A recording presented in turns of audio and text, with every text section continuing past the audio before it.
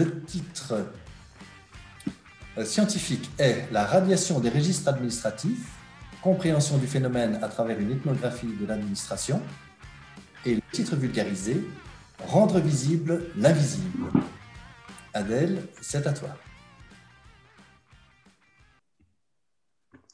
Si vous êtes citoyen belge, vous avez tous probablement dans votre portefeuille une carte d'identité. Sur celle-ci apparaît votre numéro d'identification au registre national, ce fameux nombre composé, entre autres, de votre date de naissance inversée. Ce chiffre, il est unique, il est à vous et à personne d'autre.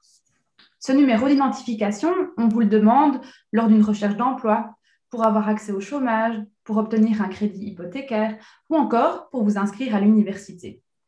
Il correspond aussi au numéro de la sécurité sociale, ce qui veut dire qu'il permet d'avoir un accès aux soins de santé et de vous faire rembourser en cas de frais médicaux.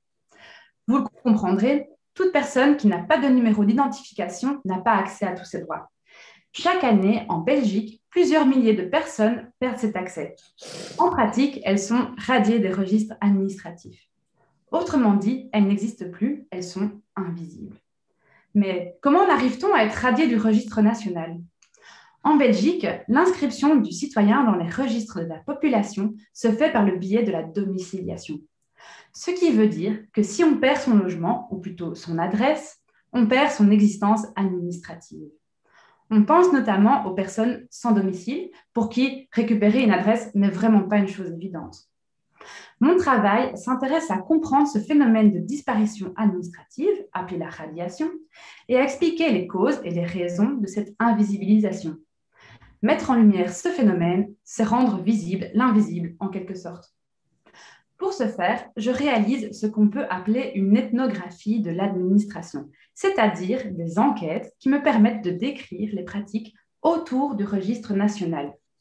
Je cherche à comprendre comment sont manipulées les données à la maison communale, comment les enquêtes de domicile sont effectuées par les agents de quartier et comment les centres publics d'aide sociale, les CPAS, aident les personnes sans domicile à retrouver leur existence administrative. Pour une personne sans domicile, le seul moyen de récupérer un accès à ses droits est d'avoir une adresse. Une adresse quand on n'en a plus, kafkaïen, me direz-vous. Il existe pourtant un artefact administratif, un mécanisme appelé adresse de référence. C'est simple, on domicilie la personne à l'adresse du CPS et bingo, elle est à nouveau inscrite dans le registre et peut à nouveau prétendre à ses droits. Malheureusement, ce n'est pas si simple que cela. Les pratiques d'octroi de l'adresse de référence diffèrent d'un organisme d'aide à un autre. En cause, des lois floues qui autorisent de trop nombreuses interprétations. Une solution serait alors de ne plus lier les existences administratives à une adresse. Cela est d'ailleurs le cas dans de très nombreux pays. Nous sommes pourtant loin d'y arriver. La Belgique entretient cette volonté d'obtenir un suivi et une quantification précis de la population.